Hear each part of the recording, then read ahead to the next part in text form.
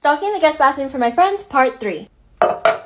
Extra shavers in case they forgot theirs. I try to keep everything sensitive skin friendly. Ingrowns can be so painful and annoying, so hopefully this helps them.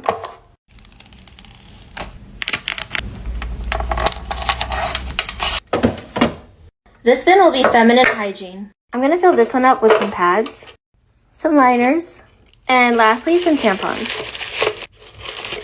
I actually decided to add in some heating patches and just some additional support to feel as comfortable as possible.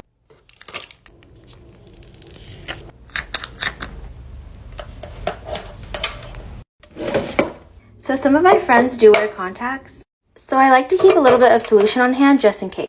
And then these little guys comes with the lens case included, and I like to keep these closed so that they know that they're clean. As a contacts lens wearer, I know that I have my favorites, so I like to keep a variety. These lid scrubs work so good. Both of these will take off eye makeup that your balms and wipes won't. And lastly are these eye drops. They're single use, so they keep things nice and sanitary.